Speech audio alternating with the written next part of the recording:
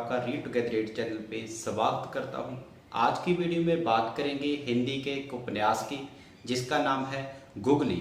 Googly के लेखक हैं ज्ञानेश साहू और इस किताब को पब्लिश किया है राजपाल ने। किताब के कुल पन्ने हैं 144 और इस किताब का जो पेपरबैक प्राइस रखा हुआ है वो रखा है 235। तो सबसे पहले जब हम कोई भी किताब खरीदते हैं तो उसका कवर पेज चेक करते हैं और साथ में भूमिका देखते हैं। तो पहले उसकी ही बात करेंगे। आप स्क्रीन पे कवर पेज देख रहे हो इसका। तो 4-5 दोस्त हैं और एक ये गिल्लियां हैं, क्लीन बोल्ड कर दिया बॉल और साथ में ऊपर नाम लिखा हुआ है। तो पीछे ये भी थोड़ा सार भी लिखा हुआ है। तो कवर पेज अच्छा है, लेकिन जब आप पूरी किताब पढ़ लोगे तो आपको पता चल जाएगा कि दो इसकी जो लड़कियां हैं वो मुख्य पात्र हैं, लेकिन जो कवर पेज पे 3 लड़कियां दी हुई हैं तो उसका मुझे लॉजिक समझ नहीं आया कि ये क्या कारण है कि वहां पे यहाँ पे 3 लड़कियां हैं और कहानी में 2 लड़कियां हैं।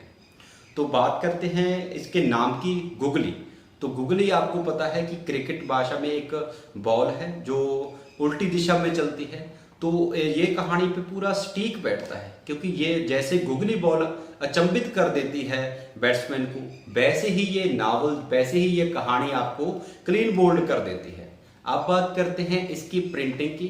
तो जो इसकी पेज की गुणवत्ता है कि जब आप किताब खरीदते हो तो जो पीले पेज होते हैं उनकी जो क्वालिटी होती है वो लो क्वालिटी होती है, और जो व्हाइट पेपर होता है उसकी गुणवत्ता है बहुत अच्छी होती है। तो इसमें आप स्क्रीन पे देख रहे हो तो वाइट क्वालिटी है, यानी कि जो इसकी पेज क्वालिटी है बहुत ही ज़्यादा अच्छी है। और इसकी जो प्रूफ रीडिंग है वो भी मुझे बहुत ज़्यादा पसंद आई, क्योंकि आपको कोई भी मिस्टेक नहीं मिलेगी और जो डिस्टेंस रखा हुआ है, फॉन्ट साइज है, वो सब कुछ एक क्लास है। कहानी के मुख्य पात्र हैं आकाश, शिल्पा, माहिरा और जगेश, और साथ में ही इनके कुछ दोस्त हैं, उनका भी काफ़ी रोल है इस उपन्यास में। बट जो मुख्य बातें होती हैं, जो भी घटनाएं होती हैं, जो कोई प्लानिंग करनी होती है, तो ये चारों का हाथ ही होता है। तो इसलिए मैंने ये इन चारों का नाम लिया है।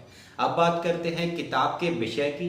तो इसमें विषय जैसे आपने अब नाम भी पढ़ लिया, आपको पता चल गया होगा, तो फिर भी मैं बता देता हूँ कि इसमें क्रिकेट, दोस्ती और प्यार की बात है। ये तीनों ही टॉपिक इसमें मिलते हैं। कहानी की शुरुआत होती है एक ऐसी ऐतिहासिक घटना से जिसको क्रिकेट प्रेमी शायद ही भूल पाए।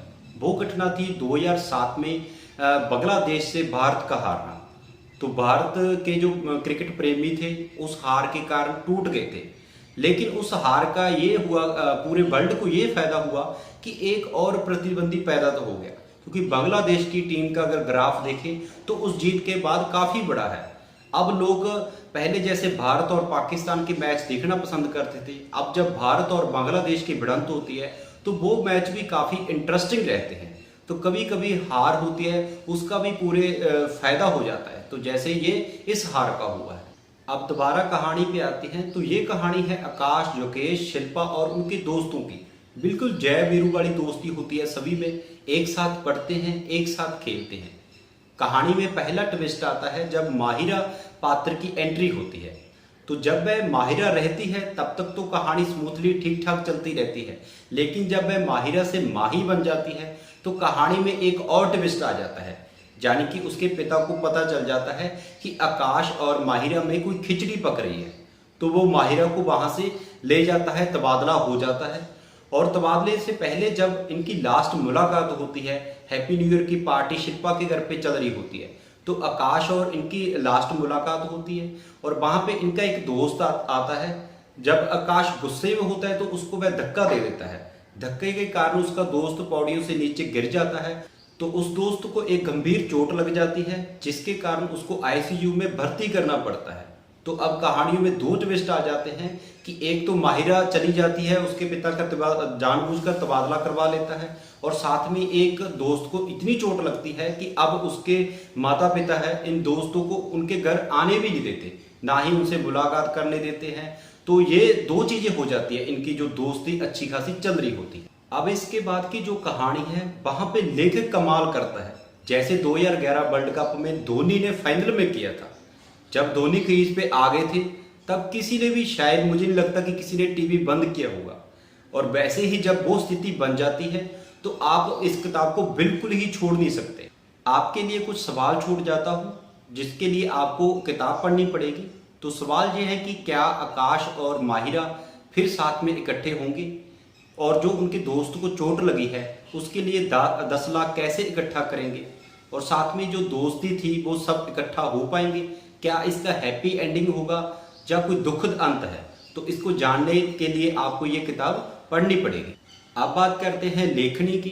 किताब का पहला हाफ साधारण सा है, ऐसा लगता है कि ये किताब ही साधारण सी है, लेकिन जैसे कहते हैं कि कभी भी आधी अधूरी चीज को जानने के बाद उस पर फैसला नहीं लेना चाहिए, वैसे ही मैंने जब इस किताब का अंत किया तो मुझे संतोष मिला। तो मुझे बहुत ही ये किताब है जो बहुत ही अच्छी लगी, लेखनी भी अच्छी हो गई, क्योंकि जब सारा कुछ अंत ही आपको संतोष कर जाता है वो लेखनी तब सफल मानी जाती है। तो इस चीज पे ये लेखनी खरी उतरती है। और मैं वैसे भी क्रिकेट का दीवाना हूं, तो इसलिए मुझे ये किताब वैसे भी अच्छी लगी, क्योंकि क्रिकेट की बातें थी जो बहुत पहले की समय की है, 2007-11 की है, और अब वो दोबारा चीज़ें याद आई। कुछ ऐसी बातें थी जो इस किताब के जरिए से अपनी +1 +2 वाली बातें याद आई, कि कैसे क्रिकेट खेलते थे, कैसे टूर्नामेंट में जाते थे। वो सारी बातों को याद दिलाने के लिए लेखक का मैं धन्यवाद करना चाहूँगा। अब सबसे बड़ा सवाल कि ये किताब पढ़नी चाहिए या नहीं पढ़नी चाहिए। तो अगर आप क्रिकेट के दीवाने नहीं हैं, क्रिकेट देखना पसंद नहीं करते, तो ये किताब आप बिल्कुल भी ना पढ़ें। बट अगर आप क्रिकेट देख लेते हो, उसको पसंद करते हो, तो ये किताब आपको बहुत ज़्यादा अच्छी लगेगी। साथ में ही ये हर एक विद्यार्थी को पढ़नी चाहिए, क्योंकि इसमें ऐसी गंभीरता है, ऐसी चीज़ें आप सीखोगे कि आपकी जो विद्यार्थी जीवन है वो सफल हो जाएगा। उसमें बहुत सारी बातें आपको पहले ही पता चल जाएगी जो ठोकर लगने के बाद पता चलनी होती है। और तीसरा, वो लोग पढ़े जो पेरेंट्स हैं या जो टीचर हैं, क्योंकि आपके एंगल से भी बहुत कुछ लिखा हुआ है। आपको जानने को मिलेगा कि एक स्टूडेंट के मन में क्या होता है, एक बच्चों के मन में क्या होता है। तो बच्चों की मानसिकता को जानने के लिए भी ये किताब आप पढ़ सकते हो। अब इस किताब में कुछ ऐसी पंक्तियां हैं जो मुझे बहुत ज़्यादा अच्छी लगी, और आपको भी वो चीज़ें सुनने में बहुत ज़्यादा अच्छी लगेगी। तो शायद आप नोट भी कर लें उन चीज़ों को। तो आपको मैं अब वो पढ़ के सुनाता हूँ। जैसे कि लिखा हुआ है, उम्मीद एक ऐसा शब्द है जिसके होने से सब कुछ खत्म होकर भी कुछ ना कुछ तो बचा रहता है। जब चीज़ें हाथ से फिसल रही होना, तो चीज़ों को कसने की बजाय थोड़ा ढील देकर फिर से शुरुआत कर सकते हैं।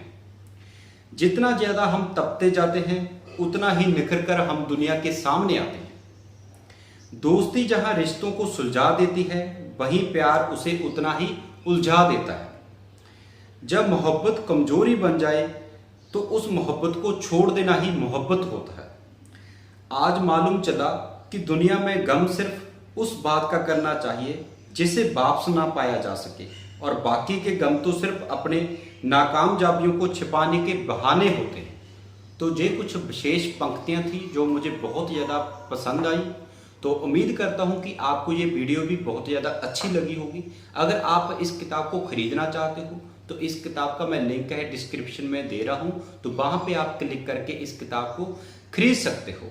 बाकी अगर आपने चैनल सब्सक्राइब नहीं किया, तो इस चैनल को अपना प्यार जरूर दें, शेयर करें इस चैनल को और सब्सक्राइब जरूर करें, और इसका बेल आइकॉन भी प्रेस करें, ताकि आपको जो नेक्स्ट वीडियो हो, नेक्स्ट समीक्षा हो, वो आपको अपडेट मिल सके। तो मिलते हैं जल्द ही किसी अगली वीडियो में अगली किताब की समीक्षा के साथ। जिंदगी जिंदाबाद।